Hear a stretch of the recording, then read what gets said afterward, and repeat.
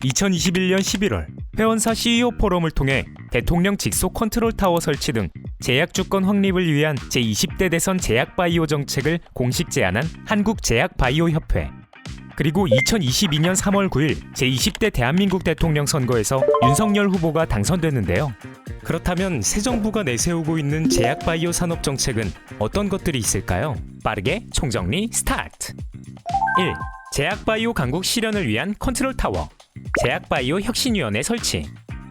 컨트롤 타워란 일의 전체 과정에서 중심적인 역할을 하는 조직을 의미하죠. 제약바이오 혁신위원회는 제약바이오 산업 육성 정책을 수립하고 부처 정책을 총괄하는 컨트롤 타워인데요. 기술 결과물에 대한 보상, R&D 지원 확대 등 산업계를 육성하는 핵심 기관으로서 역할을 수행하게 됩니다.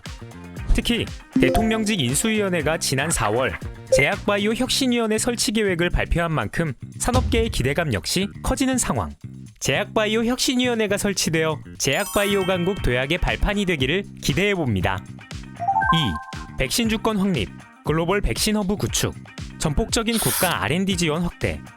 새 정부는 또 백신 주권과 글로벌 백신 허브 구축을 위해 제약바이오 분야에 대한 국가적인 R&D 지원 확대를 약속했는데요. 특히 첨단 의료 분야 및 바이오 디지털 분야에 대해서 R&D 규모를 확대하겠다고 밝혔습니다.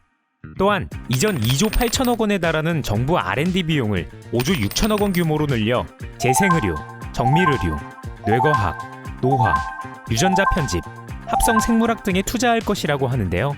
백신과 치료제 주권 확보를 위해서는 산업계의 지속적인 연구개발과 함께 국가적 차원의 전폭적인 R&D 지원이 반드시 뒷받침되어야겠습니다.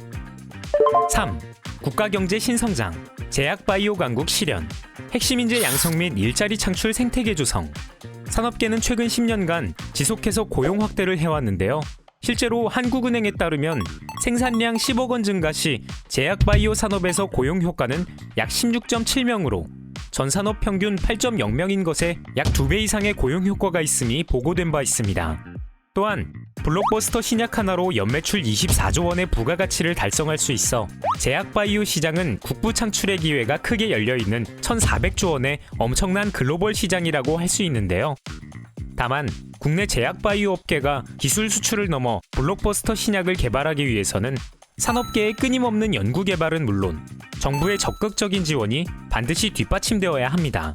새 정부는 국정과제를 통해 바이오 헬스 산업을 수출 주력 산업으로 육성하겠다고 공언한 만큼 바이오 헬스가 제2의 반도체가 되어 국가 경제의 미래를 견인해 나가기를 바라겠습니다. 여기까지 새 정부의 제약바이오 레벨업 전략을 살펴봤는데요. 이 같은 전략을 바탕으로 국내 제약바이오 산업의 발전과 제약주권 확보, 그리고 더 많은 국민들이 양질의 의료 혜택을 누릴 수 있게 되기를 기대해보겠습니다. 이상 총정리 끝!